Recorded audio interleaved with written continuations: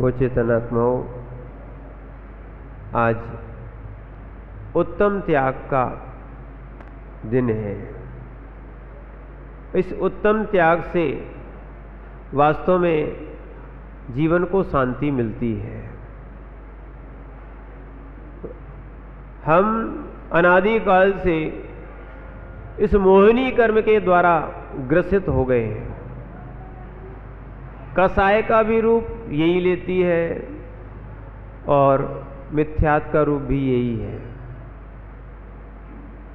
इसने हमारा ऐसा मोह का जाल बिछा दिया है कि हम अनंत काल से संसार में घूम रहे हैं।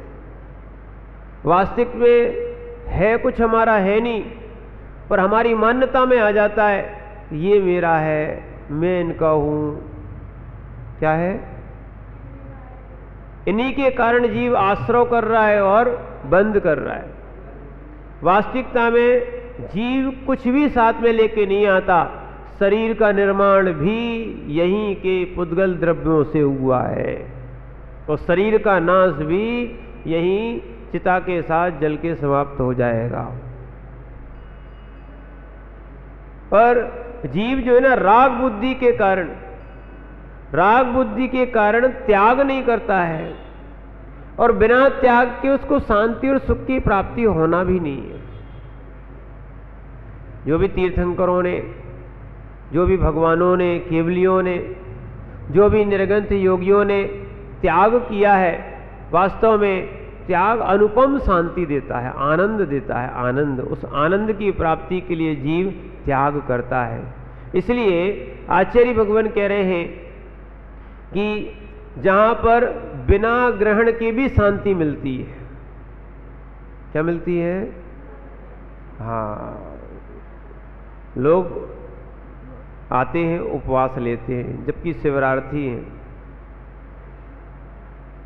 लोग तो सोचते हैं कि हमें भोजन नहीं मिला तो रोते हैं, कहीं मन का नहीं मिला तो रोते हैं।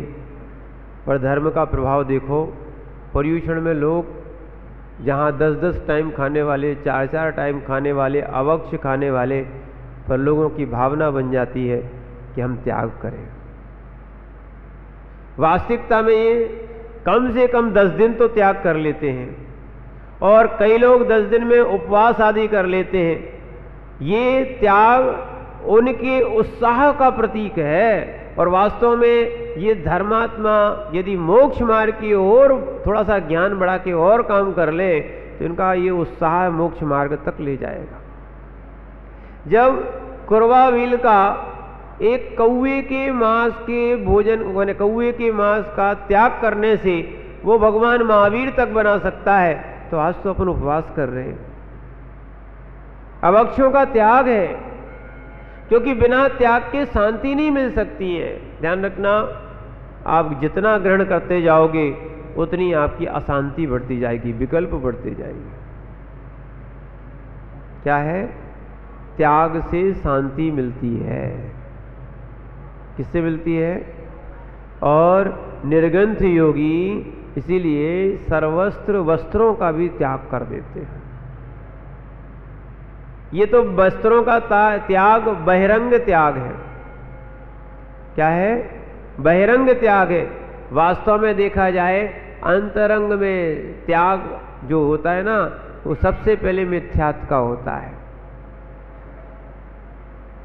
परिग्रह 24 भेद त्याग करें मुनिराज जी, उसमें सबसे पहले मिथ्यात्व आ रहा है अंतरंग में। अगर 8 कर्म भी रखे ना तो इनको अंतरंग परिग्रह कहा है। 8 कर्मों को भी परिग्रह कहा है। क्यों रखे हो तुम? अगर तुम्हारा राग ना हो तो कर्म का बंध नहीं हो और कर्म रखेंगे नहीं।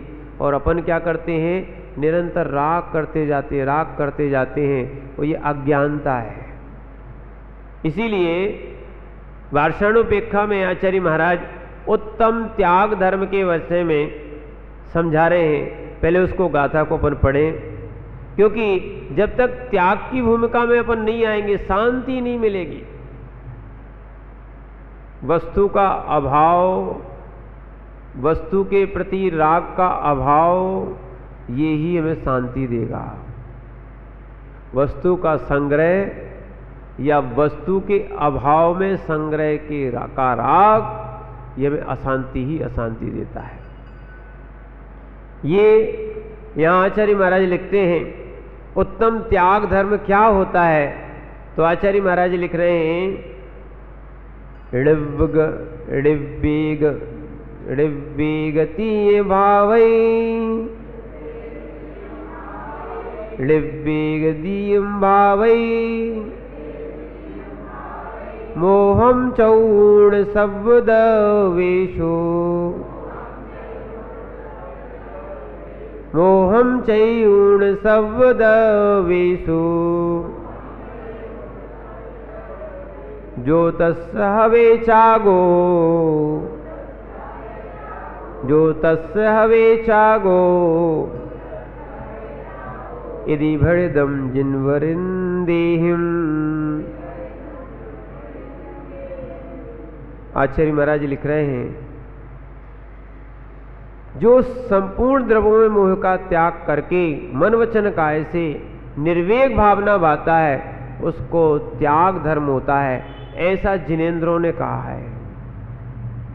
ध्यान रखना, जब तक मोह का त्याग नहीं होगा तब तक त्याग नहीं होगा।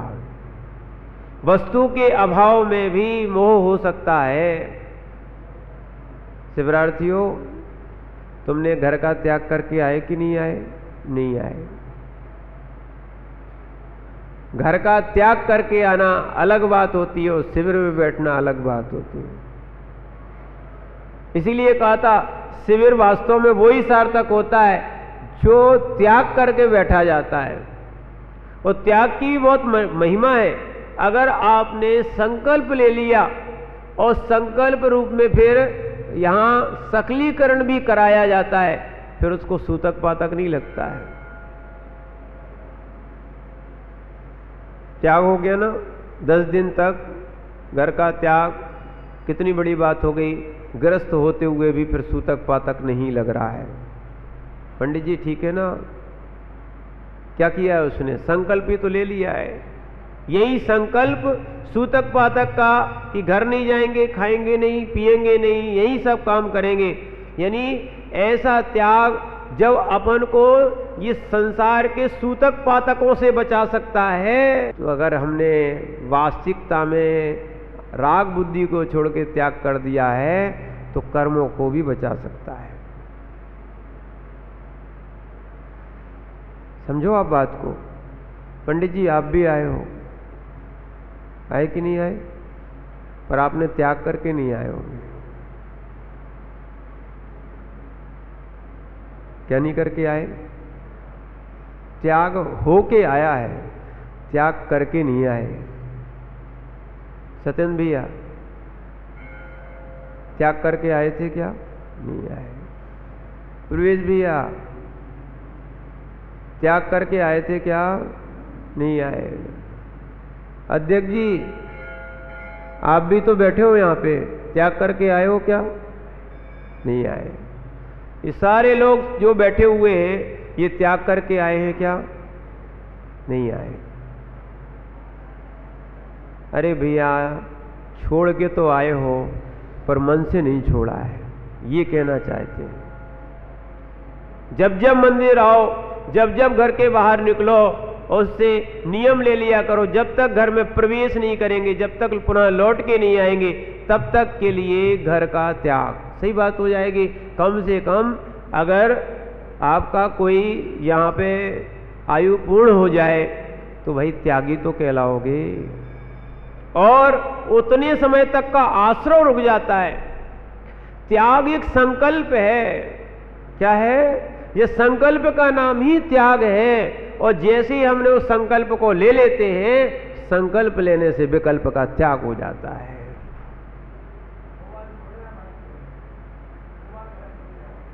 नहीं, आप छोड़ाए, त्याग करके आए क्या?